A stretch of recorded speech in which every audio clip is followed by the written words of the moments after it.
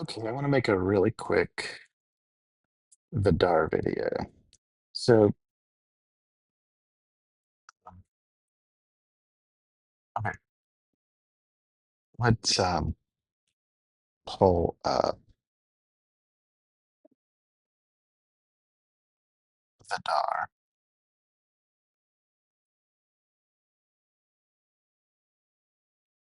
There she is. Okay, so here's my Vidar, and first thing you want to do is crew, um, and you're probably going to want to use the. Let me go to these presets. Um, the Picard crew, if you have it.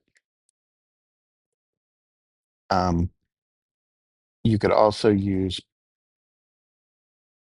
It's not actually the best crew. The best crew is. I'm just putting him in there as a placeholder because I'm going to do the group here.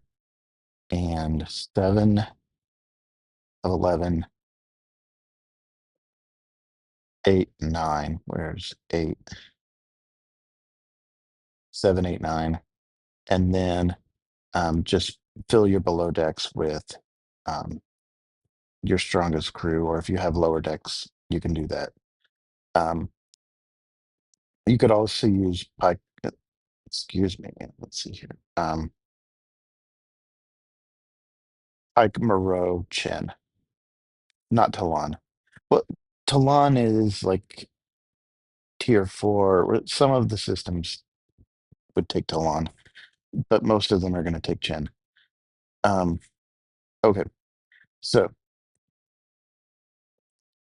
the loop is really simple. You you're going to start in these systems, Metra Alpha, Metra Alpha, and then Metra Beta, and then Metra Gamma. Um, and they require tokens. So you can see here, oh, they traveling along this path has a cost associated with it. Are you sure you wish to travel? Yes, you do. Um, um, you can also go into these um, Quarta systems.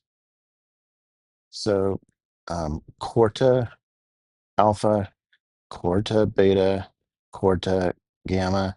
That's when you start tiering it up. At low levels, you're going to want to be in the Metro system, and then you progress to the Quarta system, and then the Rhoda systems. Oh, actually, I think Rhoda is before. Yeah, so Rhoda is next. Because you can see these are level 28. These are level 25. Um,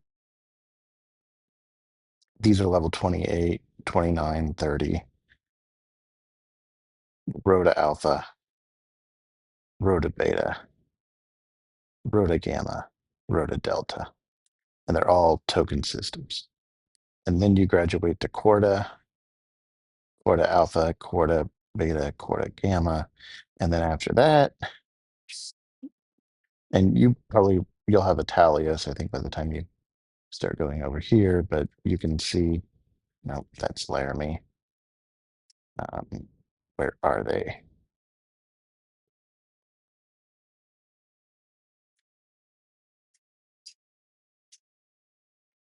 No, those are,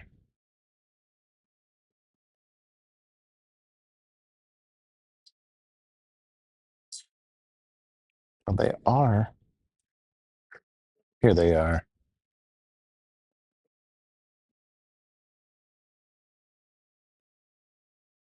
So then you start getting into these like Solus, Kaladin, Rue, and the Vidar won't even make it there. So these are like Talia systems, so don't worry about that. Um, And I do want to show you. Um, I do want to. Hopefully, we can find a pig in there. I'm not actually going to go there. I'm not going to waste a token. But if you can find, yeah, there we go. So you can hit these assimilated Ferengi traders, and you see that you'll get these Latinum antiques. So if you see these piggies, the assimilated dwarves, hit them, and those will give you tokens to get into um, these systems. So Mira, Farek, Foreign, and you can see until you travel there, you won't be able to see, but I'll show you what they have in there is gas mines. So these are token systems. So you can go in there and fill up, and um, and no one should hit you because it's a token system, right? So that's Mira. Mira is gas, Foreign is ore, and Perec is crystal. Okay, so that's the basics of what you're hunting. These look like so Metro Gamma, Metro Alpha is the lowest one. That's a Ferengi Devore. What is it? Just filled with Ferengi Devore?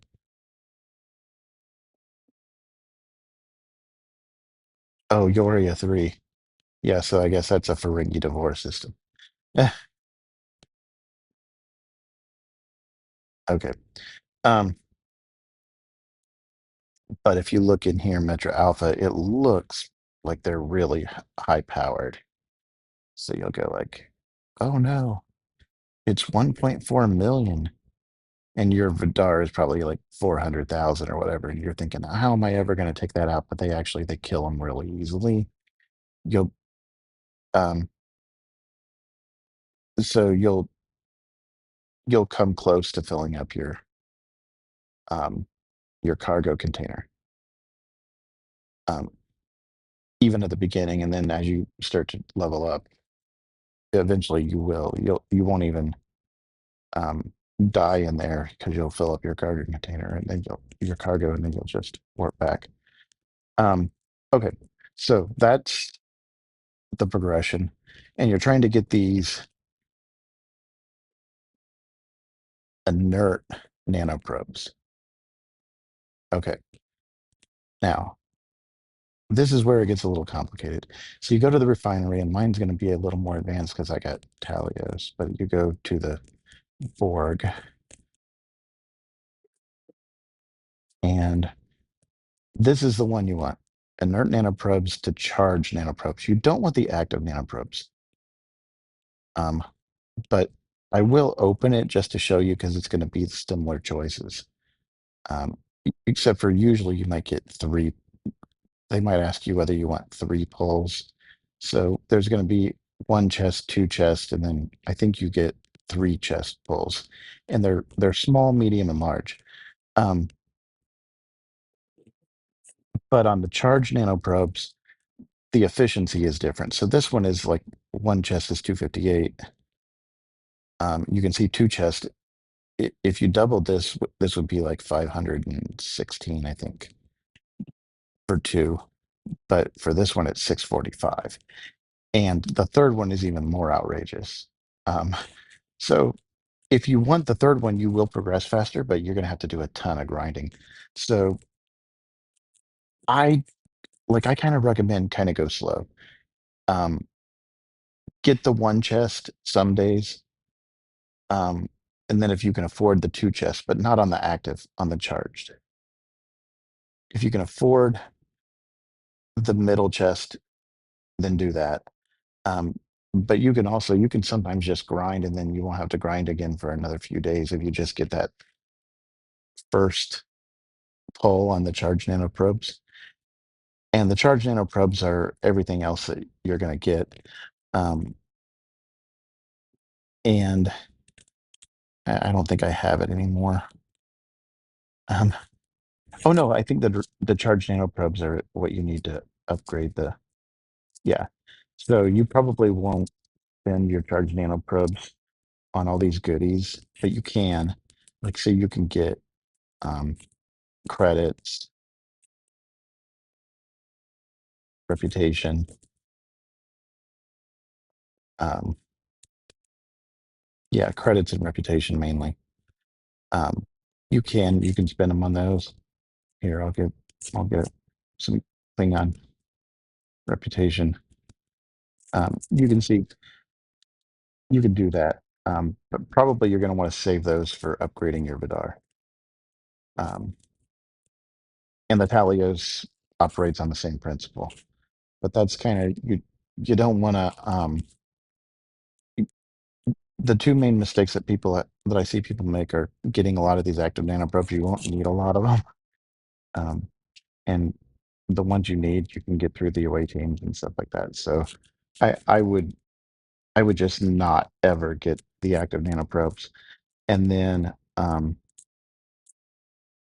I'd be very careful about spending on credits um, and reputation, at least until you've maxed your Vidar. Once you've maxed your Vidar, then yeah, spend away.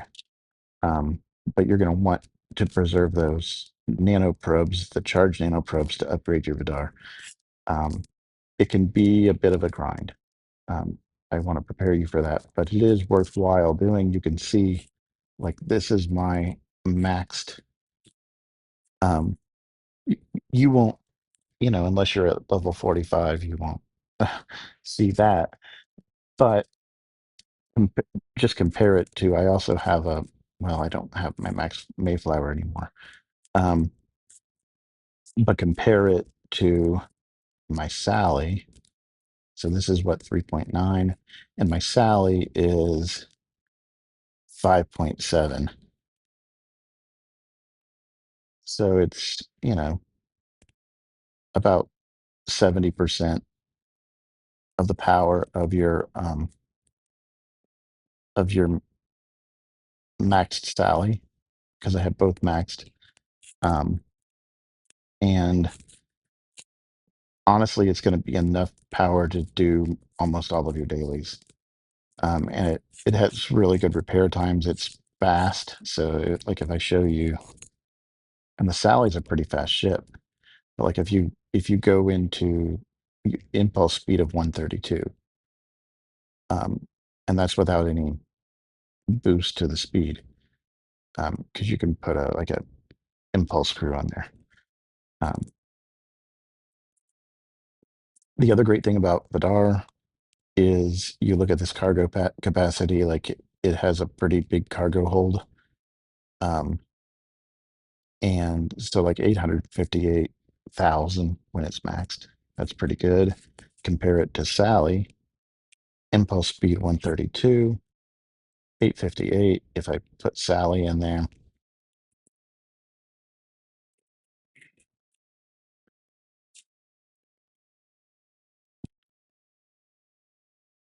And Sally's pretty fast, but she's 127.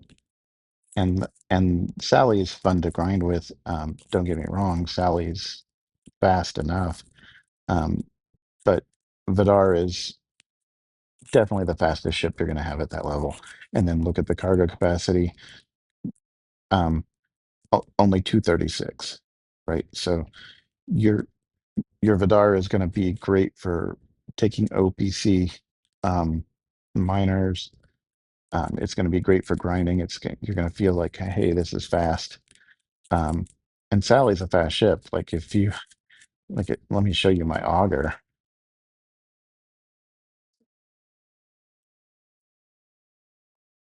If you compare it to trying to grind in an auger, and an auger is powerful, but look at this. Impulse speed 97, right? So it noticeably slower. Um, but Vidar is great for grinding. The repair times are really fast and cheap. So it's a great daily grinder that's fully capable of doing your dailies um, at that level. And I think that's about it. So